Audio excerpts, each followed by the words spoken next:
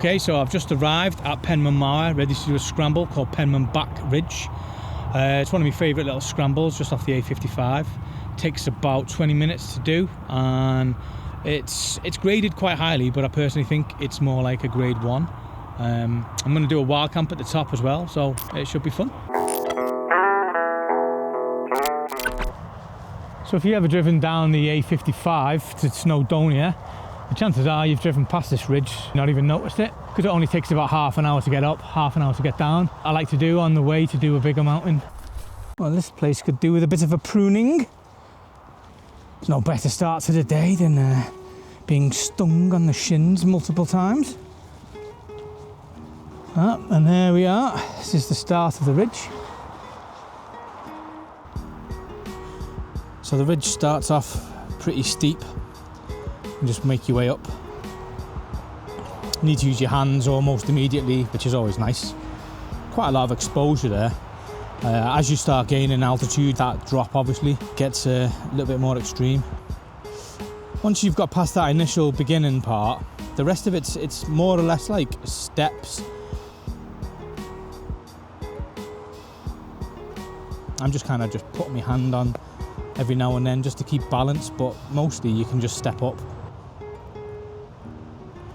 Definitely one of the best parts about this ridge is the views. I mean, just have a look at this now from the side and just see the whole coast and all the way across to it's Llandudno, I think, isn't it? You can see in the distance there, the Great Orme. If I had to give one criticism about this ridge, it's so close to the A55 you can't hear the constant drone of traffic, which it can actually sound a little bit like the ocean, so it's not too bad.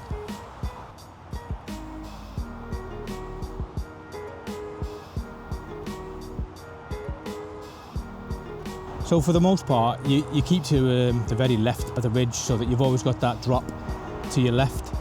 There's some parts where it is really quite spicy and you do feel the exposure.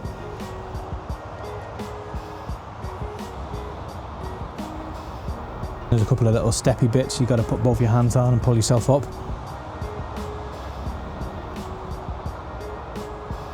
So I do really enjoy the flow of this ridge. And because it's not overly technical, you can just make your way up quite easily. So I'm just approaching the crux now. This camera angle doesn't actually really do it much justice. It's an awkward angle and there's not much really for your feet. You can see there I've just put my foot on the side and there's not much there, so you're just relying on the stickiness of your shoes.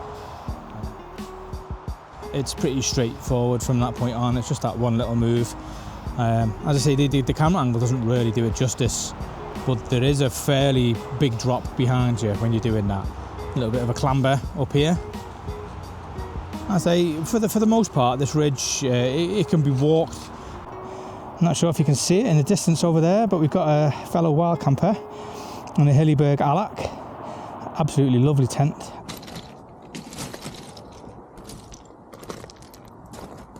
So this is the additional section.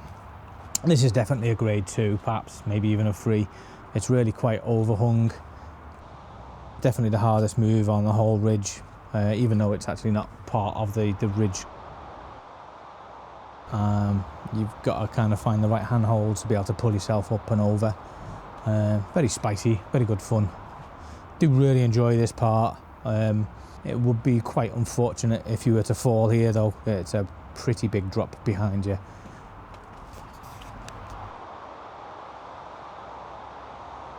So if you're enjoying this video and you'd like to see more, why don't you maul the subscribe button?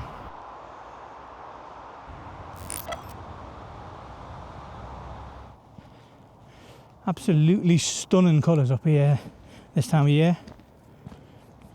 I can't believe how many wild horses there are here. I'm not gonna lie, there's a tiny little bit of poo coming up my bum. Right then, so I'm gonna walk through the field of terror. I hope I don't die. I've never seen anything like this before. I mean, I've seen wild horses up here, but usually there's only one or two. they don't seem to be demonic, and I can't see hate in their eyes. Very strange walking through this. Makes you feel very vulnerable. Hello, you. Are you okay, mate?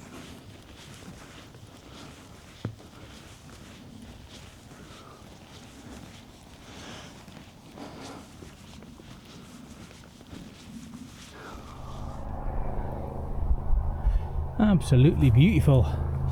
It is just one of my favourite little spots, this. It's just so nice.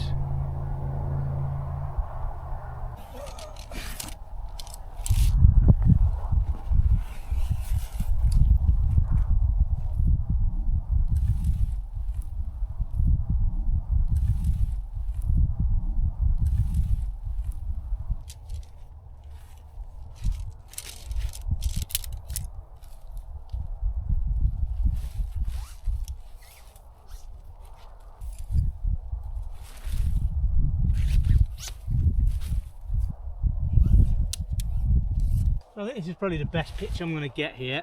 It's a bit wonky. I'm quite particular about it being level, but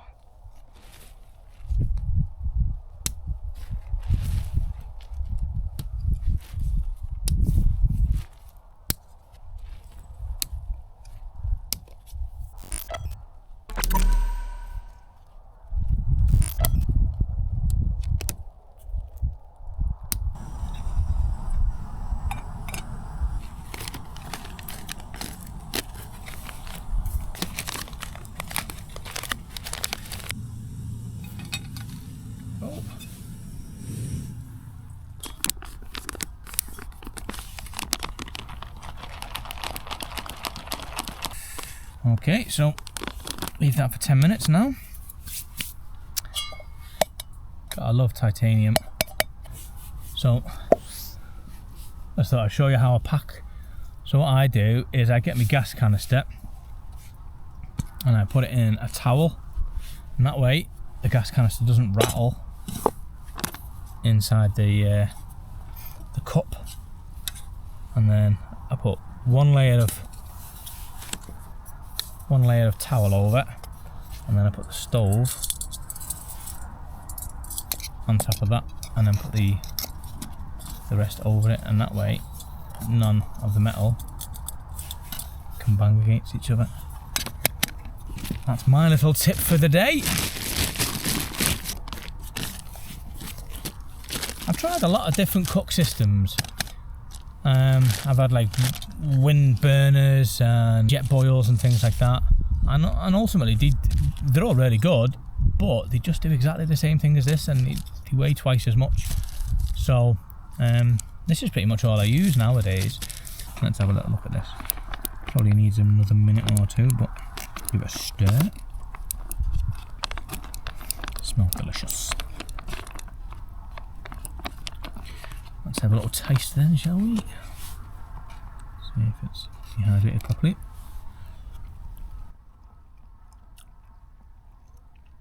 Oh, that is spicy, that. No, it's fine. Yep, that's dehydrated properly. So I'm going to tuck into this and then get my head down. So I'll see you all next time.